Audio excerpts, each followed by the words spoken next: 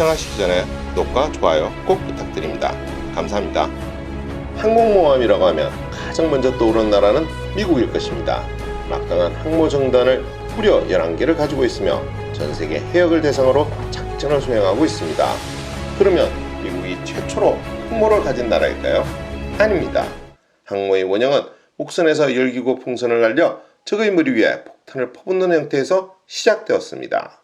1849년 7월 오스트리아 해군은 열기구를 날려 적의 머리 위에 폭탄을 투하하려 했지만 실패했고, 이후 미국의 남북전쟁 때에도 배에서 열기구를 날려 적의 머리에 탄을 떨어뜨리는 개념이 존재했다고 합니다.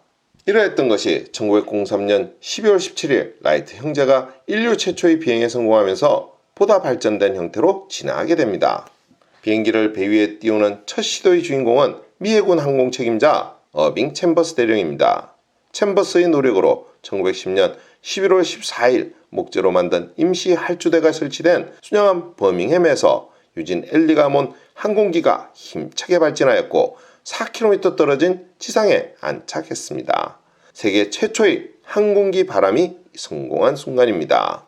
그러나 우리가 아는 평갑한 형태의 항공모함이 최초로 탄생한 곳은 미국이 아닌 영국에서였습니다. 1916년 영국 해군은 잘못 설계돼 쓸모없게 된 대형 순양함 HMS 퓨리어스를 설계 변경해 정찰 임무가 가능하도록 정찰기를 탑재시켰습니다. 함포를 제거하고 항공 갑판을 설치해 최초의 진정한 항공모함이 탄생한 것입니다. 영국은 이어서 건조 중이던 이탈리아 여객선을 1916년에 매입 개조하여 1918년에 현대적인 비행갑판 구조를 갖춘 HMS 아거스를 취역시키기도 했습니다. 이와 같이 초창기의 항공모함은 다른 용도의 선박을 개량하여 비행기를 탑재시킨 형태였고, 작전 또한 공격이 아니라 정찰 등 초기 임무 등을 담당하는 해군의 보조전력 수준이었습니다. 역사상 최초의 항모결전이 벌어진 태평양 전쟁 초기에조차도 당사자인 미국과 일본의 해군 수뇌부들의 생각도 이와 다르지 않았습니다. 항모가 해전의 승패에 있어 결정적 존재라는 사실은 수많은 항공모함을 동원한 우수한 해전을 경험하면서 스스로 깨닫게 된 것입니다. 그러면 설계 당시부터 항공모함으로 디자인하고 건조한 항공모함은 언제 어느 나라에서 나온 것일까요? 항모의 개척자라고 할 수 있는 영국과 미국이 아니라 1922년 취역한 일본의 항공모함 호쇼가 바로 그 주인공입니다.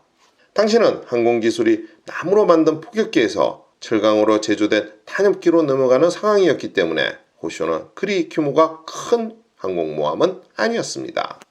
전장은 168.25m, 전폭은 17.98m에 불과했고 만재 배수량도 9,494톤 규모에 불과했습니다.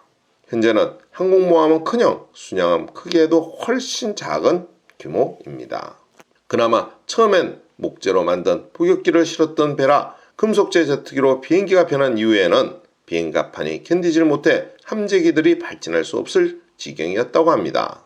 그래도 1937년 중일전쟁 당시 상하이 침공 때 일본의 첫 실전 항공모함으로서 활용됐으며, 이때의 실전 배치 경험은 이후 태평양 전쟁 당시 일본이 류조, 아카기, 카가 등 후속 항공모함을 건조할 때 토대가 되었습니다.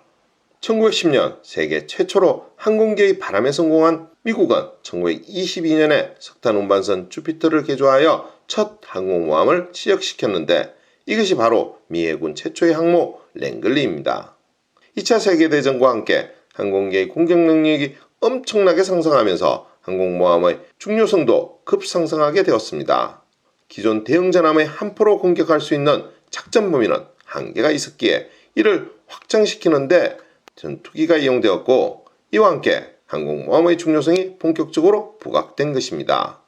그 예로 미국의 경우를 살펴보면 1941년 태평양 전쟁 발발 당시 총 8척의 항공모함을 보유했던 미국이 끊임없이 항모를 건조하여 전쟁 기간 중 총 34척의 항모를 운영하였다고 합니다.